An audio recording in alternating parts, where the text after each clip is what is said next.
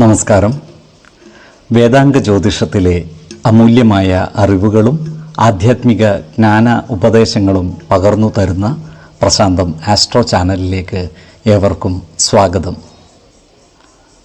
ഈ ചാനൽ ഇതുവരെയും സബ്സ്ക്രൈബ് ചെയ്യാത്തവർ ഇപ്പോൾ തന്നെ സബ്സ്ക്രൈബ് ചെയ്യുക. നോട്ടിഫിക്കേഷൻ ലഭിക്കുന്നതിനായി ബെൽ ബട്ടൺ അമർത്തുമല്ലോ. ഒപ്പം ചാനൽ ലൈക്ക് ചെയ്യുക, ഷെയർ ചെയ്യുക, കമൻറ്റ് ചെയ്യുക.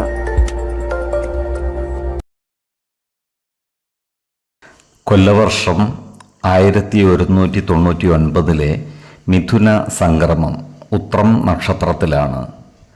മിഥുനം 1-ാം തീയതിയിലെ ഗ്രഹനില അനുസരിച്ച് മേടം രാശിയിൽ കുജനും, എടവത്തിൽ സർവേശ്വരകാരകനായ വ്യാഴവും, മിഥുനം രാശിയിൽ ആദിത്യനും ബുധനും ശുക്രനും, കന്നിയിൽ ചന്ദ്രനും കേതുവും, കുംഭം രാശിയിൽ ശനിയും ഗുളികനും, മീനത്തിൽ രാഹുവും സ്ഥിതി ചെയ്യുന്നു. അശ്വതി നക്ഷത്രത്തിൽ ജനിച്ചവർക്ക് മിഥുനമാസം പൊതുവെ ഗുണദോഷ സമ്മിശ്രമായിരിക്കും. ഈ നക്ഷത്രക്കാരുടെ കർമ്മ മേഖലകളിൽ പലവിധ മാറ്റങ്ങളും വന്നു ചേരുവാൻ ഇടയുണ്ട്. ജോലിസ്ഥലത്ത് സഹപ്രവർത്തകരുടെ സഹകരണം ലഭിക്കുന്നതാണ്. നല്ല വാക്കുകളിലൂടെയും പ്രവൃത്തികളിലൂടെയും എല്ലാവരുടെയും ഇഷ്ടം നേടിയെടുക്കുവാൻ പരമാവധി പരിശ്രമിക്കേണ്ടതാണ്. ഈ നക്ഷത്രക്കാർ അവരവരുടെ ജീവിത സാഹചര്യങ്ങൾ മനസ്സിലാക്കി അതിനനുസരിച്ചുള്ള നല്ല ജീവിതം കെട്ടിപ്പടുക്കുവാൻ ശ്രമിക്കുന്നതായി കാണാം. ക്രിയാത്മകമായ പ്രവർത്തനങ്ങളിലൂടെ സമൂഹമനസ്സിൻ്റെ അംഗീകാരം നേടിയെടുക്കുവാൻ ഇവർക്ക് സാധിക്കുന്നതുമാണ്. ഈ നക്ഷത്രക്കാരുടെ ജീവിത പങ്കാളികൾക്ക് ചില്ലറ അസുഖങ്ങൾ ബാധിക്കുവാൻ ഇടയുണ്ട്.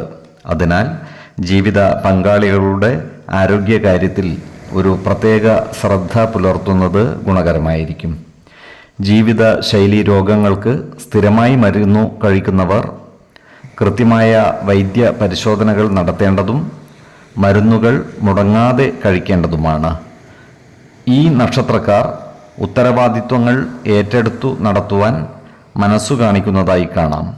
സ്വമനസ്സാലുള്ള ഇവരുടെ ഇത്തരം നീക്കങ്ങൾക്ക് എല്ലാവരുടെയും സഹകരണം ലഭിക്കുന്നതുമാണ്. ഈ നക്ഷത്രക്കാർക്ക് ഭൂമിയിൽ നിന്നുള്ള ആദായം കുറയുവാനുള്ള സാധ്യതകൾ കാണുന്നുണ്ട്.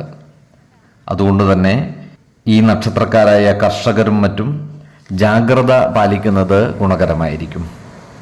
ഭൂമി ക്രയവിക്രയം ചെയ്യുമ്പോഴും സാമ്പത്തിക നഷ്ടം വന്നു ചേരാതെ സൂക്ഷിക്കേണ്ടതാണ്. 2, 14, 26 തീയതികൾ അനുകൂലമാണ്.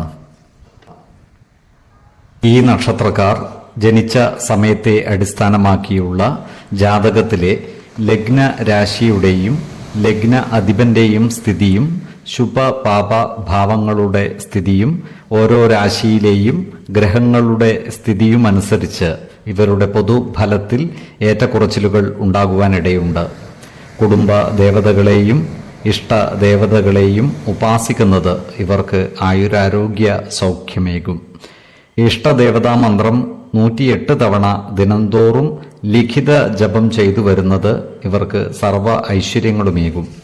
നല്ല വ്യക്തി സാധനകളോടെയും ഉപാസനകളോടെയും മുന്നേറിയാൽ സർവേശ്വരാനുഗ്രഹത്താൽ ഇവരുടെ സർവകാര്യങ്ങളും മംഗളകരമാകും. നന്ദി, നമസ്കാരം. ജ്യോതിഷരത്നം പ്രശാന്ത് കണ്ണോം.